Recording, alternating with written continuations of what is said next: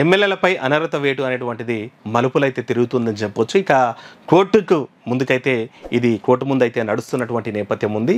ఒకవేళ కోర్టు నిజంగా ఎవరైతే పార్టీ జంపింగ్ జబాన్లకైతే యాంటీగా తీర్పు ఇచ్చిందంటే మాత్రం ఉప ఎన్నికలు అయితే వచ్చేటువంటి పరిస్థితులు ఉంటాయి. ఆ నేపథ్యంలోనే ఇక ఎమ్మెల్యేల అనర్హత పిటిషన్లపై సింగిల్ బెంచ్ తీర్పును అసెంబ్లీ కార్యదర్శి కూడా అప్పీల్ చేసినంట.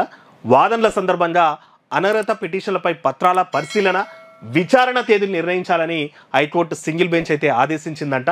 దీనిపై తేదీలు నిర్ణయించి, ఎందుకంటే ఆ సంబంధించిన ఎవరెవరైతే అనర్హత వేటు వేయాలని ఎవరెవరి మీద అయితే కంప్లైంట్ ఇచ్చినారో వారికి సంబంధించినటువంటి అనర్హత పిటిషన్ల యొక్క పత్రాలు పరిశీలించి ఇక విచారణ తేదీలను కూడా నిర్ణయించాలని అసెంబ్లీ కార్యదర్శికి ఆదేశించినటువంటి నేపథ్యంలో ఆ తేదీలు నిర్ణయించి స్పీకర్ టేబుల్పై పెట్టాలని అసెంబ్లీ కార్యదర్శికి అయితే చెప్పిందంట. నెల రోజుల్లాగా తేదీలు నిర్ణయించి హైకోర్టు రిజిస్ట్రార్కి ఇవ్వాలని కూడా అసెంబ్లీ కార్యదర్శిని ఆదేశించిందంట. అయితే సింగిల్ బెంచ్ తీర్పుపై స్టే విధించాలని కోరినప్పటికీ కూడా హైకోర్టు నిరాకరించిందంట. ఈ నెల 20 తేదీన వాదనలు వింటామని కూడా ధర్మాసనం చెప్పిందంట. సో ఎందుకంటే మనం చూస్తున్నాము బీఆర్ఎస్ పార్టీ అయితే చాలా స్ట్రిక్ట్గా స్ట్రాంగ్గా ఉంది.